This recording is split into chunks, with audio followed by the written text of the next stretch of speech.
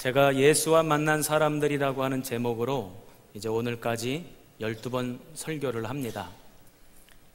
여러분들 혹시 이상하다고 느끼지 않으셨는지요? 왜 사람들이라고 하는 제목을 붙였을까? 예수와 만난 바돌로메, 예수와 만난 베드로 장모, 예수와 만난 니고데모, 예수와 만난 수로보니게 여인, 왜 그렇게 제목을 붙이지 않으시고 예수와 만난 사람들, 어떤 한 사람을 특정 짓지 않고 왜 불특정한 다수로 이름을 붙였을까? 그런 생각 안 해보셨어요? 안 해보셨을 것 같아요. 표정이 지금 그래 보니까. 여기는 제 나름대로의 의미가 있는 거예요.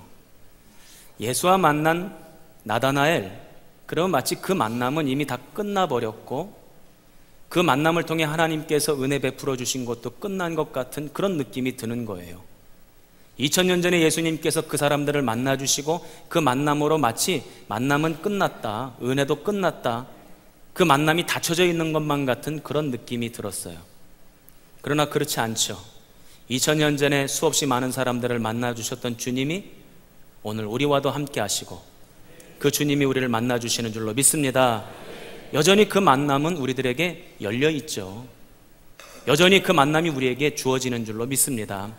그래서 소망을 담아 바라는 마음을 담아서 그 예수와 만난 사람들이 끝난 것이 아니라 오늘 이 시대를 살아가는 우리들에게도 여전히 지속되고 있고 유지되고 있고 지금도 만나고 있다, 이 말씀을 드리고 싶은 것입니다.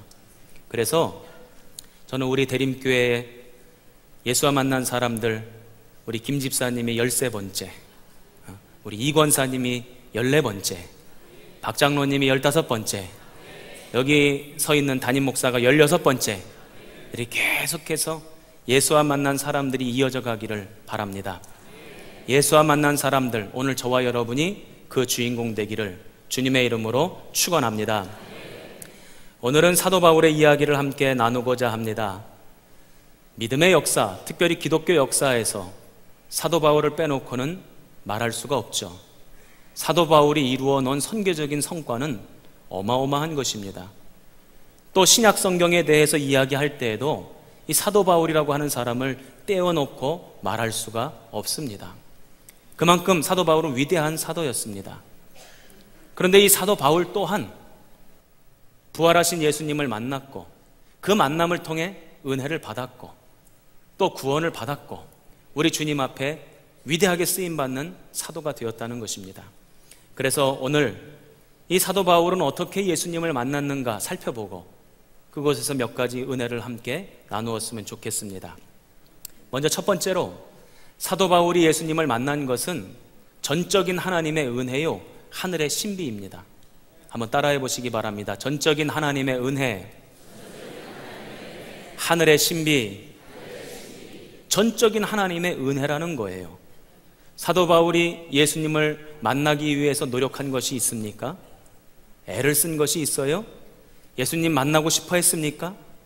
예수님을 만나는 것에 대한 사모함이 그 마음속에 있습니까? 전혀 그렇지 않았습니다. 오히려 예수님을 막아서고 교회를 핍박하고 예수 믿는 성도들을 협박하고 가해하는 그런 사람이었어요. 오히려 복음의 반대편에 서 있었던 사람, 은혜의 저 끄트머리에 서 있었던 사람이 바로 이 사도 바울입니다. 그 말씀이 1절과 2절에 나옵니다. 1절과 2절 함께 보겠습니다. 사울이 주의 제자들에 대하여 여전히 위협과 살기가 등등하여 대제사장에게 가서 다메섹 여러 회당에 가져갈 공문을 청하니 이는 만일 그 도를 따르는 사람을 만나면 남녀를 막론하고 결박하여 예루살렘으로 잡아오려 함이라. 아멘. 좀 새롭죠? 앞으로 이렇게 하려고요. 너무 좋은 것 같아요. 목소리가 너무 예뻐. 오늘 이 본문 말씀만 보더라도 사도 바울은 예수님 만나기 직전까지 예수 믿는 사람들을 어떻게 잡아 죽일까 살기가 등등했던 사람이라는 거예요. 그가 예배 드리러 가다가 예수님 만났습니까? 은혜 받으러 가는 길에 예수님 만났습니까? 아니에요. 예수 믿는 사람들을 체포해서 예루살렘으로 데리고 와서 그들을 어떻게 하면 죽일까, 어떻게 하면 핍박할까, 그 마음으로 걸어가던 길에 예수님을 만났다는 것입니다. 즉 바울은 주님의 대적자고 교회를 무너뜨리는 자였고 성도들의 원수였습니다. 그럼에도 불구하고 주님께서는 그를 찾아와 주셨고 만나 주셨다는 것입니다. 은혜를 베풀어 주셨고 구원해 주셨고 그것으로 끝나는 것이 아니라 위대한 사도로서 우리 주님이 사용해 주셨다는 것입니다. 저는 이 말씀이 얼마나 소망이 되는지 몰라요. 우리 교회에서도 이런 분들이 있어요. 아유, 우리 신랑 언제나 교회 나올까? 언제나 나랑 같이 예배 드릴까? 예배 드리는 건 둘째치고 나 교회 가는 거 핍박이나 안 했으면 좋겠다. 요즘 따라 왜 이렇게 핍박하고 회방하고 교회를 욕하고 목사를 욕하는지. 아유, 우리 남편 언제나 예수 믿을까? 우리 아들 어렸을 때는 신앙생활 잘하더니 아이 머리가 크고 결혼하고 나니까 교회를 안 오네? 아이고, 우리 아들 언제나 돌이켜서 다시금 주님 앞에 나와서 나와 같이 예배 드릴까? 아마 이런 마음들이 다 우리 성도들 가운데 있을 거예요. 안 믿는 가족들, 그것도 호의적인 가족이 아니라 오히려 교회에 대해서, 믿음에 대해서, 예수님에 대해서, 목사에 대해서 호의적이지 않는 그런 가족들을 보면서 안타까움을 느낍니다. 그러나 여러분 걱정하지 마십시오. 어느 날 주님이 찾아오십니다. 어느 날 주님이 그를 꺾어 놓으십니다. 그러면 그 또한 주님께 달려나올 날이 얼마 남지 않았습니다. 주님이 찾아와 주셔서 만나 주시기만 하면 됩니다. 은혜를 베푸시고 진리로 감싸 안아 주시고 구원해 주시고 사용해 주실 줄로 믿습니다. 바울이 이렇게 했고 저렇게 했기 때문에 주님이 만나 주셨습니까? 사도 바울이 한 건 아무것도 없어요.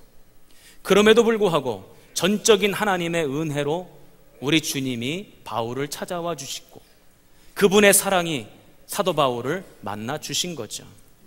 저는 그래서 여러분들에게 부탁드리고 싶어요. 우리 믿지 않는 가족들도 반드시 그날이 올 겁니다.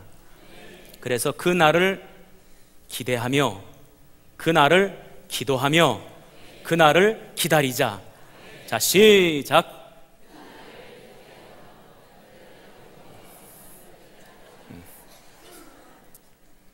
잘 못하겠다 한번 손 들어보세요. 그날을 기대하고 기도하고 기다리자. 자, 시작. 할렐루야. 그러면 주님께서 반드시 그날을 허락해 주실 줄로 믿습니다. 주님께서는 사도 바울을 만나 주실 때에 이 장면 또한 매우 신비롭습니다. 사도 바울에게 빛을 비추어 주셨다는 것입니다. 그리고 그 빛 가운데서 음성을 들려주셨다는 것입니다. 3절과 4절입니다. 사울이 길을 가다가 다메섹에 가까이 이르더니 호련히 하늘로부터 빛이 그를 둘러 비추는지라. 땅에 엎드러져 들음에 소리가 있어 이르시되 사울아 사울아 내가 어찌하여 나를 박해하느냐 하시거늘. 아멘. 빛이 비춰지고 그 빛 가운데 주님의 음성이 들렸어요. 그랬더니 사도 바울이 오늘 본문, 그 본문, 읽은 본문 그 뒷부분에 누구십니까? 그래요. 그러니까 주님이 대답을 하시는데 그 대답을 제가 묵상하면서 야, 우리 주님 뒤끝 있으시다. 그걸 제가 조금 느꼈어요. 왜냐하면 누구십니까? 그러면 나는 예수라 그러면 되는데 나는 네가 핍박하는 예수라 하고 좀 뒤끝 있게 말씀하시더라고. 어쨌든 지금 주님께서 사도 바울을 만나는 이 장면, 빛을 비추시고 그 빛 가운데서 음성을 들려주시는 이 장면은 신비롭기 그지없습니다. 세상의 이론으로는 이 만남을 설명할 수가 없어요. 세상의 그 어떤 학문으로도 이해가 안 됩니다. 그래서 성경은 하나님과 사람이 만나는 그 만남, 주님과 인간이 만나는 그 만남을 뭐라고 표현하냐면 신비 이렇게 표현합니다. 성경의 원어로는 미스테리온, 그거를 영어로 다시 번역하면 미스테리입니다. 미스테리하다는 거예요. 어떻게 만났는지 세상 학문으로는, 세상 이론 가지고는 설명이 안 된다는 거예요. 그런데 이 말을 다시 한국말로 어떻게 번역해 놓냐면 비밀이라고 번역해 놨어요. 비밀은 모든 사람들에게 다 숨긴다는 뜻 아니겠습니까? 그런데 이것은 모든 사람에게 다 숨기는 게 아니죠. 경험한 사람은 알아요. 주님을 만난 사람은 알아요. 그 만남이 어떤 건지 이미 우리는 안다고요. 그래서 이것을 비밀로 번역하는 것보다 신비로 번역하는 것이 옳습니다. 우리가 주님을 만나는 것은 신비로운 일입니다. 저 또한 예수님을 만났고 영적인 체험을 했고 또 교회에 나가게 됐고 성령 체험하게 됐고 주님의 말씀을 있는 그대로 다 믿게 된 것 생각해보면 신비예요, 신비. 여러분들은 늘 매주일마다 담임 목사가 이 앞에서 설교하니까 그런가 보다 해요. 그런데 제 입장은 그렇지가 않아. 지금 제가 여기 서 있는 게 신기해. 여러분들 앞에 설교하는 것 그 자체가 신기해요. 어떻게 내가 여기 서 있을 수 있을까? 신비롭다 이거죠. 지난 주간에 참 바쁘게 지냈어요. 또 특별히 다른 교회 부흥회 인도를 했기 때문에 수요일, 목요일, 금요일, 요즘은 그렇게 부흥회를 하는 교회들도 많더라고요. 수, 목, 금.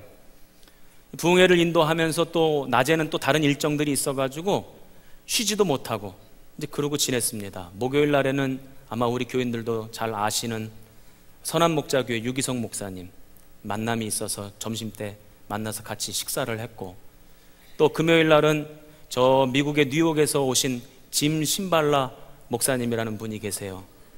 이름이 좀 이상하죠? 웃기죠? 웃어도 돼요. 괜찮아요. 우리 뭐 안 들을 텐데 뭐. 짐 신발라 목사님 아세요? 우리 교회만 모르나 보다. 굉장히 유명한 분이에요.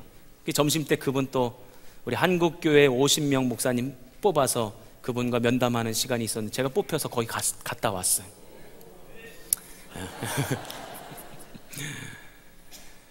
그리고 또 저녁 때는 집회를 인도하느라고 그냥 얼마나 피곤한지 너무너무 피곤하고 힘이 들더라고요. 또 제가 부흥회하고 온 교회는 큰 교회가 아니라 작은 교회예요. 그러다 보니 제가 거기서 뭘 받아가지고 오는 거 없이 다시 돌려주고 왔어요. 그런데요, 육신은 피곤하고 힘든데도 마음만큼은 기쁨이 있어요. 제 얼굴이 어떻게 기쁨이 있는 것 같아 보여요? 네. 마음은 기쁘고 제 마음속에 얼마나 감사가 넘치는지 몰라. 하나님이 나를 이렇게 사용해 주시고 써주시는구나. 주님의 은혜를 끼치시는데, 전하시는데, 주의 복음을 증거하시는데 나를 사용하여 주시는구나. 그게 너무너무 기뻐요. 여러분, 제 속에 있는 이 기쁨, 이 감사, 세상의 이론 가지고 설명할 수 있습니까? 세상의 학문 가지고 이해할 수 있겠어요? 합리적으로 설명이 안 되죠. 그러나 제 속에 그 기쁨이 있고 감사가 있어요. 이게 바로 신비입니다. 우리 성도들도 마찬가지죠. 지금 이 자리에 나와 앉아서 예배드리고 있는 것 자체가 신비입니다. 세상에 많고 많은 사람들 가운데 내가 예수 믿는 것, 이게 신비입니다. 오늘 주님을 노래하고 오늘도 신앙 고백하고 오늘도 주의 말씀을 듣고 있는 지금 내가 신비인 거죠. 아직 주님을 믿지 않은 우리 가족들에게도 이런 놀라운 신비가 임하게 될 줄로 믿습니다. 그래서 소망이 있는 것입니다. 한번 따라해 보시기 바랍니다. 주님의 사랑 때문에 우리에게는 여전히 소망이 있습니다. 자, 시작.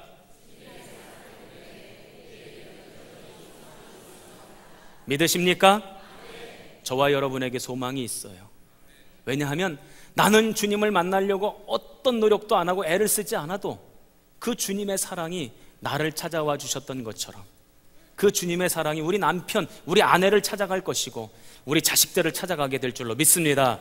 그래서 소망이 있습니다.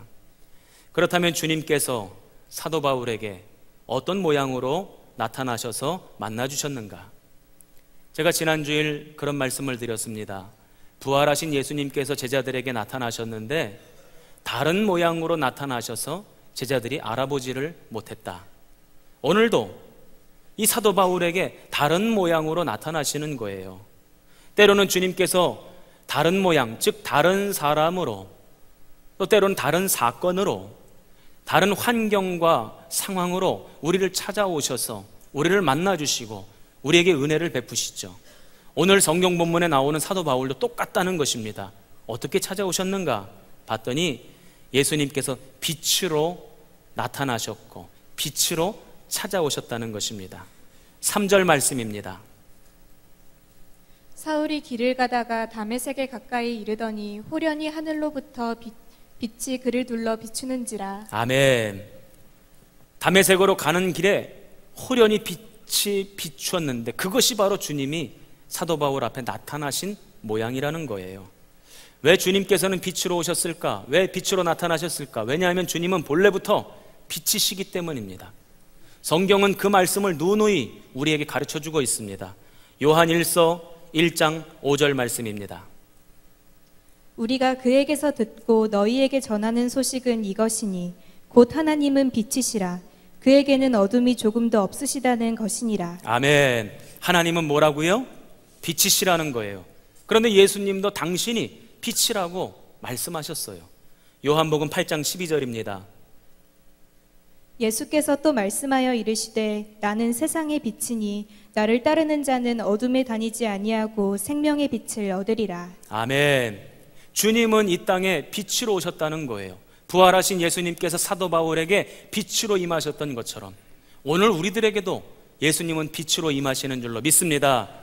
빛으로 임하셔서 우리 삶의 어두운 부분을 몰아내시고 우리 인생의 어두운 부분을 밝혀주시는 것, 그것이 바로 다른 모양으로 우리에게 나타나시는 주님이십니다. 저 어렸을 때 많이 불렀던 찬양이 있는데 요즘은 그 찬양 잘 안 부르는 것 같아요. 그래서 같이 한번 불러보려고 준비했습니다. 우리 박수 치면서 한번 불러볼까요?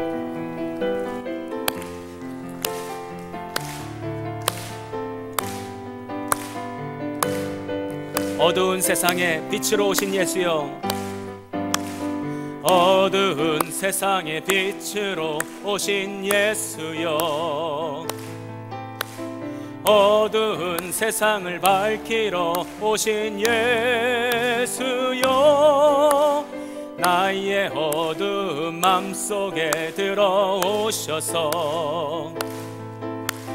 나의 어둠만 밝혀주소서. 빛으로 오신 예수여, 빛으로 오신 예수여,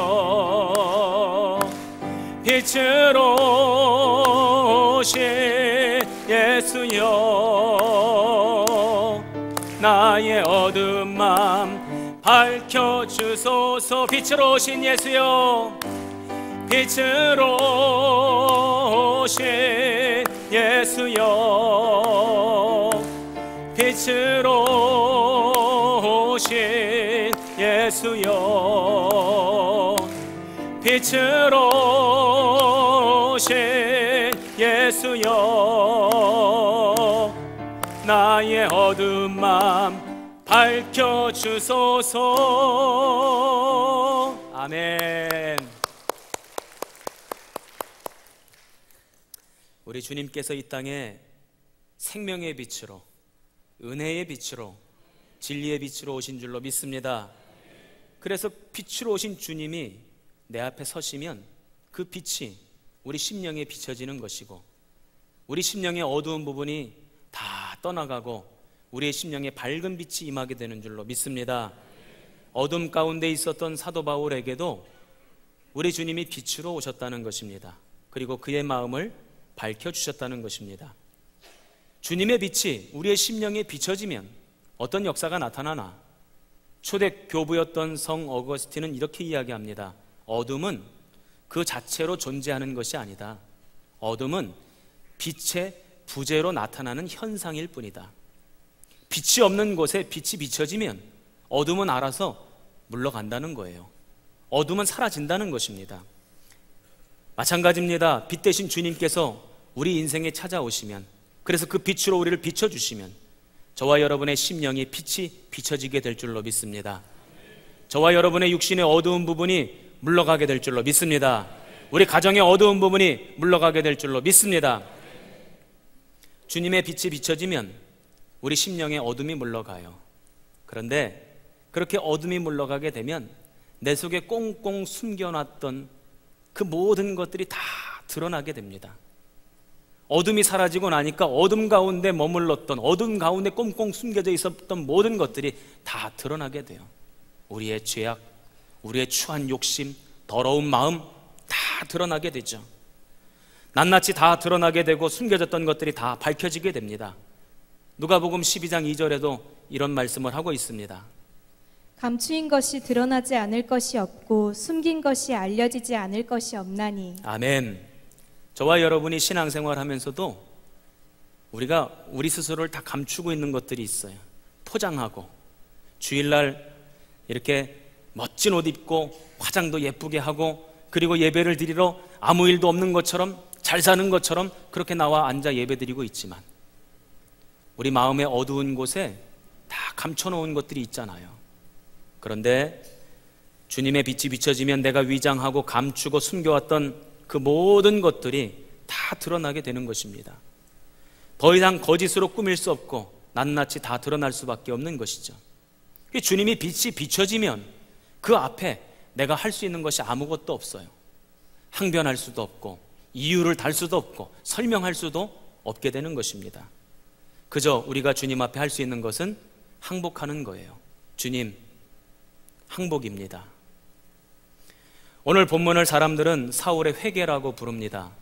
제가 오늘 이 본문 말씀을 읽고 묵상하면서 사울의 회개라고 하는 제목을 붙일 게 아니구나 하는 생각이 들었습니다. 오늘 이 말씀을 읽어보면 4절 말씀에 빛이 비춰지니 사울이 땅에 엎드러져서 들었대요.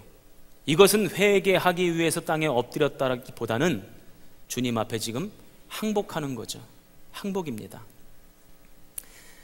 저 어린 시절 교회에서 부흥회 할 때면 부흥 강사 목사님들이 오셔서 늘 하셨던 말씀 가운데 하나가 뭐냐면 회개하라는 거예요. 주님 앞에 회개하라는 거예요. 그러면 회개의 영이 임하고 성령 충만히 임하면 성도들이 그냥 막 울면서 눈물 뽑아가며 콧물 뽑아가며 얼마나 회개했는지 몰라요. 예전에 저 어렸을 때 예배당은 마룻바닥 예배당이었는데요, 사람들이 그냥 눈물 콧물이 그냥 얼마나 바닥까지 그냥 다 말도 못합니다. 주님의 빛이 비춰지니까 내 속에 있는 것들이 다 보이는 거예요. 그동안 감춰져 있던 것들이 다 느껴지는 거예요. 내가 얼마나 이기적이고 얼마나 잘못됐고 얼마나 죄악이 많고 얼마나 부패한 마음을 가지고 있는지 다 그게 드러나는 거죠. 그래서 얼마나 많이 회개했는지 모릅니다. 오늘 사도 바울도 어둠에 사로잡혀 있었습니다. 그래서 어둠이 원하는 방향으로 나아가고 있었죠. 그런데 정작 본인은 그것이 하나님을 잘 믿는 길이라고 생각했어요. 내가 살아가고 있는 삶의 방향이 정답이야, 내가 맞아, 내가 옳아, 이것을 마치 증명이라도 하듯이 얼마나 주님 반대편으로 열심을 냈던 사람인지 몰라요. 그런데 일순간 주님의 은혜의 빛, 진리의 빛이 비춰지니까 사도 바울의 그 속에 있던 것이 다 드러나고 보여지는 거죠. 그러니 사도 바울이 할 수 있는 것이 무엇입니까? 항복입니다. 주님, 내가 틀렸습니다. 내가 잘못됐습니다. 주님이 옳습니다. 지금으로부터 한 15년 전이었던 것 같아요.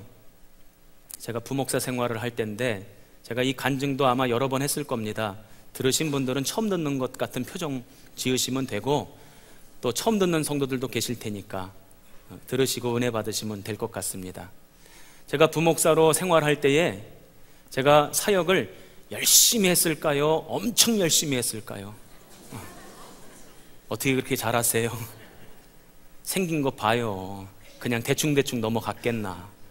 얼마나 열심히 했는지 몰라요. 정말 열심히 사역을 했어요. 새벽에 출근해서 새벽 기도차 출근해가지고 집에 안 들어가고 밤 10시, 11시나 돼야지 퇴근하고 들어가고 그랬습니다. 월요일 날도 교회 쉬는 날인데 저 혼자 나와서 일했어요. 교회를 사랑해서냐고요? 예수님 사랑해서냐고요? 아니요. 제 마음속에 인간적인 욕심이 있었습니다. 세상적으로 표현하자면 그랬어요. 저는 백도 없고 줄도 없고 돈도 없고 우리 부모가 나를 위해서 무엇인가를 해줄 수 있는 것도 아무것도 없는 그런 목사였어요.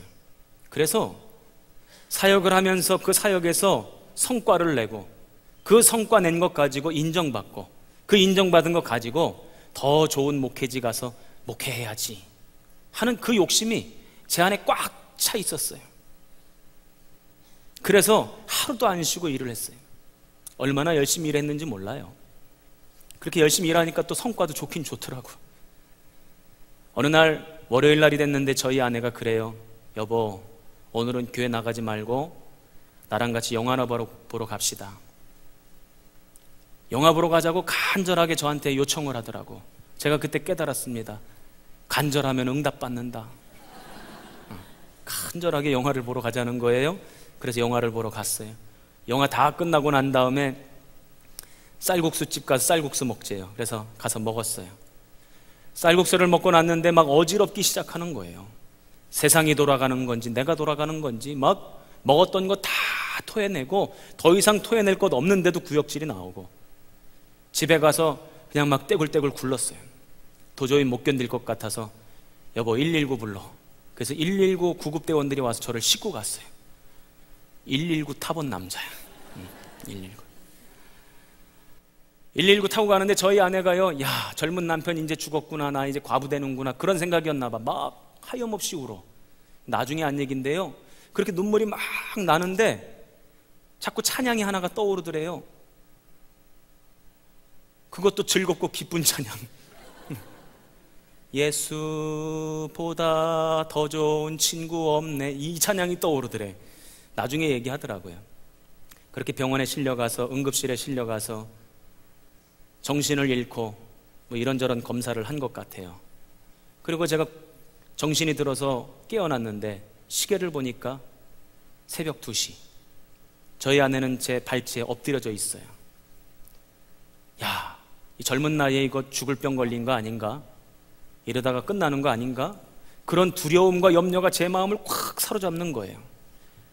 너무 막막하니까 눈물도 안 나오고 기도도 안 돼요.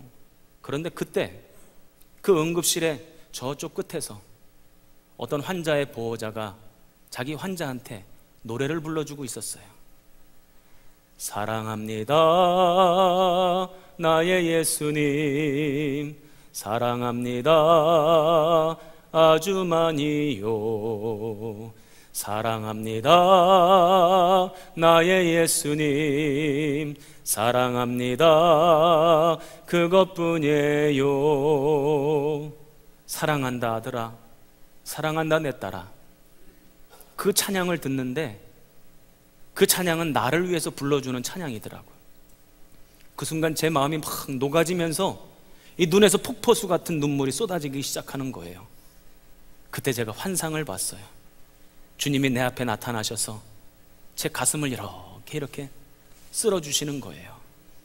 아들아, 너 처음 목회 시작하고 처음 신학교 갈 때 나만 있으면 된다 그랬는데 지금 네가 뭘 그렇게 갖고 싶고 누리고 싶고 얻고 싶어서 그렇게 힘들게 괴롭게 살아가니? 나만 있으면 된다고 그랬잖아. 그러면서 제 가슴을 이렇게 쓸어주시는 거예요. 빛 대신 주님이 제 앞에 나타나시니 제 속에 그 더러운 추악한 욕심, 잘못된 마음이 다 드러나더라고. 얼마나 많이 울었는지 몰라요. 일주일 동안 병원에 입원해 있었고 일주일 뒤에 퇴원을 하는데 의사가 그런 얘기를 합니다. 목사님이신가 봐요. 예, 어떻게 하셨어요? 그랬더니 하도 사람들이 많이 찾아와가지고 누군가 했대요. 젊은 목사 죽나보다 해가지고 교인들이 막 엄청나게 신방을 왔어요. 저한테 그럽니다. 목사님 처음 실려오셨을 때 혈당 수치가 500이 넘었다는 거예요. 그런데 그 다음날 절반으로, 그 다음날 절반으로, 그러더니 지금은 정상이래요. 다 종합검사를 해봤는데 아무 이상 없대요. 스트레스가 너무 심해서 갑자기 이렇게 쓰러진 것 같다고. 그러면서 의사가 저한테 그럽니다. 목사님, 스트레스 받지 마시고 마음 건강 지키세요. 근데 제가 생각해 보니까 그 말은 의사가 목사한테 할 말이 아니고 목사가 의사한테 할 말인데 그 말을 내가 듣고 있더라고. 주님 앞에 서니까 제 마음속에 잘못된 욕심, 더럽고 추악한 생각들이 다 드러나요. 주님이 빛을 비춰주시니까 그게 다 드러나요. 주님이 빛을 비춰주시면 그래서 우리가 할 수 있는 것은 주님, 내가 틀렸습니다. 주님, 항복입니다. 내가 잘못됐습니다. 주님이 옳습니다. 이것이 우리가 할 수 있는 유일한 길입니다. 그런데 놀라운 것은요, 주님이 그 손을 붙잡아 주신다는 겁니다. 믿으십니까? 그 손을 잡아주시는 주님의 은혜가 우리에게 있다는 것입니다. 그리고 우리가 한 가지 더 알아야 될 것이 있어요. 우리는 주님께서 그 손 붙잡아 주시는 것으로 끝나는 것이 아니라 주님께서 우리의 손을 붙잡아 주시고 우리와 함께 하시고 싶으신 것이 있으신 거예요. 오늘 우리가 읽은 성경 본문 말씀을 보면 6절 말씀에 이렇게 나옵니다. 너는 일어나 시내로 들어가라. 네가 행할 것을 내게 이를 자가 있느니라. 사도 바울, 너는 이제까지 너의 인생의 방향을 네가 결정했지? 내가 네 손 붙잡아 줄게. 그리고 이제부터 너의 삶의 방향을 내가 너한테 이룰 거야. 내가 너한테 가르쳐 줄 거야. 어떤 사람이 행복한 사람인가 봤더니 주님 앞에 항복하고 주님 손 붙잡고 주님이 이루시기 원하시는 것을 깨닫고 그 길을 함께 걸어가는 사람, 그 사람이 행복하고 그 사람이 기쁨이 충만하고 그 사람이 아름다운 인생인 줄로 믿습니다. 빛 대신 주님을 만나고 사도 바울은 어떻게 되었는가? 8절과 9절입니다. 사울이 땅에서 일어나 눈은 떴으나 아무것도 보지 못하고 사람의 손에 끌려 다메섹으로 들어가서 사흘 동안 보지 못하고 먹지도 마시지도 아니하니라. 아멘.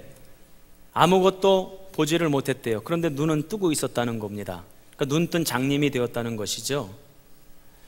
요한복음 3장에 보면 예수님께서 거듭나야 하늘나라를 볼 수 있다라고 말씀하십니다.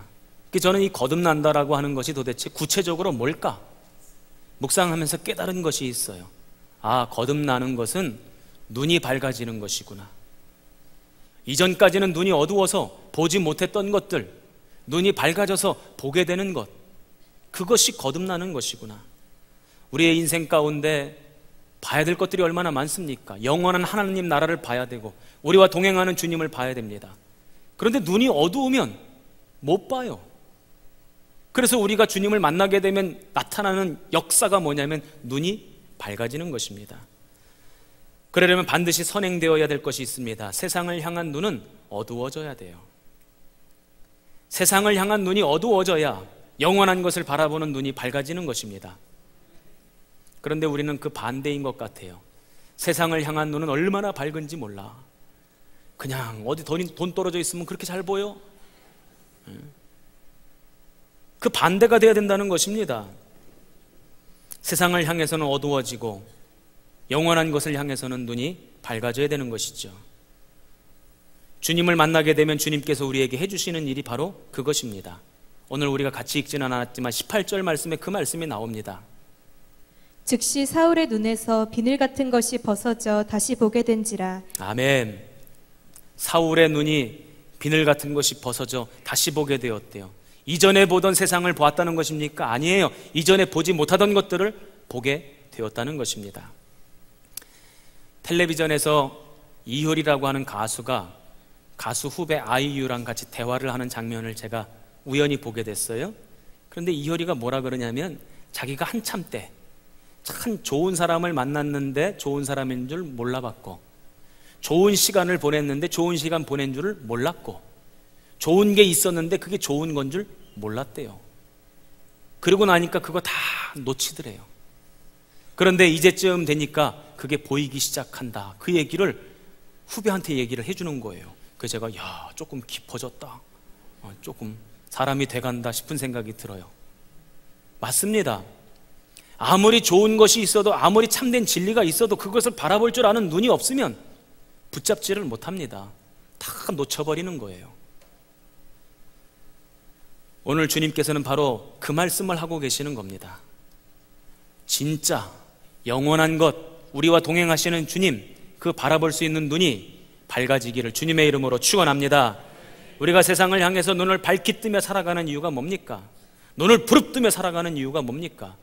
여기 앞에 있는 담임 목사는 아무리 부릅뜨려고 해도 너무 작아서 부릅뜰 수가 없어요, 제가. 그렇지만 보니까 세상 사람들은 눈을 부릅뜨고 세상을 살아갑니다. 이러저러한 이유가 있겠지만 그 이유를 한마디로 이렇게 정리해봐라 그러면 다른 사람들보다 잘 먹고 잘 마시려고. 그런데 하나님은 세상을 향해 활짝 열려져 있는 사도 바울의 눈을 어둡게 하시죠. 그랬더니 사도 바울이 깨달았어요. 하나님의 나라는 먹는 것도 아니고 마시는 것도 아니구나. 로마서 14장 17절의 말씀입니다. 하나님의 나라는 먹는 것과 마시는 것이 아니요 오직 성령 안에 있는 의와 평강과 희락이라. 아멘. 세상을 향한 눈이 어두워지니까 비로소 이것을 깨닫게 된 겁니다. 아, 하나님의 나라는 먹는 것도 아니고 마시는 것도 아니구나. 그래서 9절 말씀에 사흘 동안 보지 못했고 그래서 먹지도 아니하고 마시지도 아니했다는 것입니다. 저는 바라기는 오늘 이런 역사가 우리 성도들에게도 있기를 바랍니다. 사도 바울과 같은 만남이 있기를 주님의 이름으로 축원합니다. 그 만남을 통해 빛 대신 주님을 발견하고 그 빛이 비춰짐으로 주님 앞에 두 손 들고 항복하는 우리 성도들 되기를 축원합니다. 그리고 우리의 눈을 밝혀주시는 은혜가 있어서 영원한 나라를 밝히 보고 우리와 동행하시는 주님을 밝히 보고 그 손 붙잡고 한 걸음 한 걸음 나아가는 저와 여러분 되시기를 주님의 이름으로 축원합니다. 기도하겠습니다.